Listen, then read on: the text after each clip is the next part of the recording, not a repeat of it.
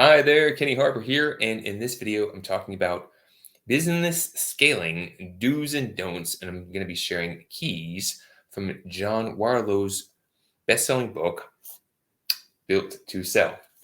And why I'm doing this is because many businesses are spending a lot of time and energy, hence time and energy, building a business only to get to the finish line,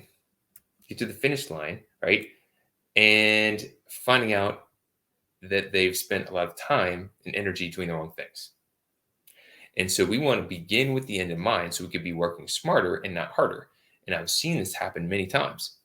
People taking the time and energy, build a business, and then when they go to sell it or they go to pass it on to someone else, they find out that they didn't create it in such a way where it made it easy to do that. So they either A, aren't able to successfully transfer it, or B, they're not able to sell it, or even worse, they sell it, but they sell it for such a small profit that it wasn't worth all of the effort it took to build the business. So in this book, it's a story, and it talks about a gentleman who was the owner of an advertising agency, and it tells the challenges he ran into with his business. He was struggling, and the simple steps that he took in order to get it to run smoother, grow it, and also sell it at a much higher profit. So when we're thinking with the end in mind, we can make sure that we're working again, smarter, not harder. Now, this is John Warrillow, and this is his book. So let's get into these keys. Number one, your business needs to be able to run without you. Now, not business running. That's a horrible joke. I'm a dad. I'm allowed to tell dad jokes. Okay. Your business needs to be able to run without you. So the do here is design a business that can run without you. I know that seems pretty basic, but very often business owners have the entrepreneurial seizure and they are working in the business and they continue to build the business around them at being the center. I know I've done this myself and I've done it more than once. And I've learned the challenges that come from that. And now I realize don't do that. Don't back yourself into a corner by centering the business around you. You've got to build a business that can run without you. Give it some legs, right? And key number two is if your business runs too much on you, well, the challenge that comes from that is, again, no buyer, you're not able to sell the business, or a low buyer. Either of those is bad because at some point in time, you're going to come to a point where you're not going to be able to run the business anymore. Maybe you want to retire. Maybe you want to pass the business on to establish a legacy. I remember I was working for a company. I'm not going to get too descriptive on the company, but the gentleman was talking about that he was going to be looking to retire and was hinting at the fact that maybe he would sell me the business. And I was looking at his business going, no way I would buy this business. I look at all the headaches that you have to deal with, how disorganized it is, and there's no way I would buy this business. That happens all the time. People look to start selling their business, they get valuation, and then they find out it's not worth what they thought it was. So do begin to delegate to elevate. You need to think about what are the jobs that need to be done, and then build a team and get the right people in the right seats doing the right jobs so that you can build a business that can run without you. And don't be a controller. Don't think that you have to do it all. Don't think anyone else can't do this. And if you're thinking that is the case, then you've painted yourself into a corner. And that is not building a smart business. So, by the way, appreciate any likes, comments, and subscribes. Looking to share this with other amplifiers in the world. So let's get down to these three pillars. I think these are perhaps the most effective things to consider. Number one, to make your business sellable, you want to create a business where it's teachable. You can have other people do it. Teachable business, you can have other people do it. If it's complicated to hire people and have them do the job, it's going to be harder to effectively sell that business. Number two, you want this to be valuable. It needs to be a profitable venture. I was talking with a gentleman at a networking event. He had been in his business for 40 years.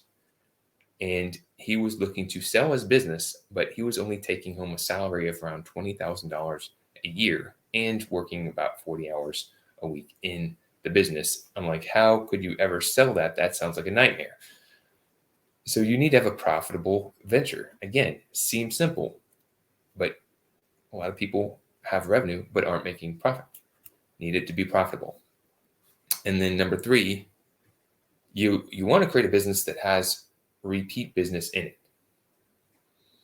Whether it's a subscription or you're selling a product that can be consumed or you have a service that will have repeat business, you want a business that you can sell things many times. So if you think of those three things and you design a business in such a way where it is teachable, it is valuable, and it is repeatable, you're going to set yourself up for so much more success down the line. And it seems really basic and easy, but I see people doing this wrong all the time. And again, I've already done the things you shouldn't do, but I've learned my lesson and now I'm helping others. So do implement these ideas and don't ignore this advice. I mean, people spend their lives to get to the end game. They get to the finish line and then find out what they've built is not going to be sustainable. It doesn't have a lot of value. And that's horrible to find out, especially when you're getting it into your later years. And you could be proactive. Work smarter, not harder. Now, here's a bonus. This is where service providers go wrong. So I've been working with service providers, coaches, and advisors, and I'm seeing this commonly play out. And again, this is kind of where I've made my mistakes myself. So teachable is the challenge where the advisor or the coach or the service provider has too much expertise themselves and they don't systemize their business in such a way where they can train other people to facilitate key items. It's too much customization. Now, is customization awful? Not necessarily, but if it limits you from being able to effectively train other people, then that could be a bottleneck. So you want to systemize your approach so that you have a process, maybe some options. You can still have some customization, but it's not your way right away. That's Burger King's slogan. That doesn't need to be yours. Number two, valuable. So I've seen this where a lot of accountants and CPAs are spending a lot of time. They're connecting with people and they're still selling themselves their time for an hourly rate versus thinking about the value that they're providing those they serve. And they're working a lot of time and money and they're not charging their worth. If you're helping a multi-million-dollar company save tens or hundreds of thousands of dollars and you're charging them maybe a couple hours because that's the time it took, then you're missing an opportunity. It's being fair to charge your worth. So thinking of monetizing and charging your worth, it's an important part. And then three, repeatable is, again, providing a service that, hey, we're going to do this once and then it'll be done. So there's always an opportunity to amplify. There's always an opportunity to come in and say, look, we can do things better. We can continue helping you.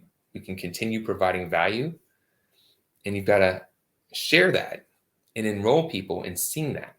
Because if you can continue providing more value to people, then it makes sense. It's a good relationship. I've had a client practically a decade, and it happened because I continued to provide value to that client. Although I could have just done one thing and said, it's been fun, I continued to find ways to provide value. So those are the keys.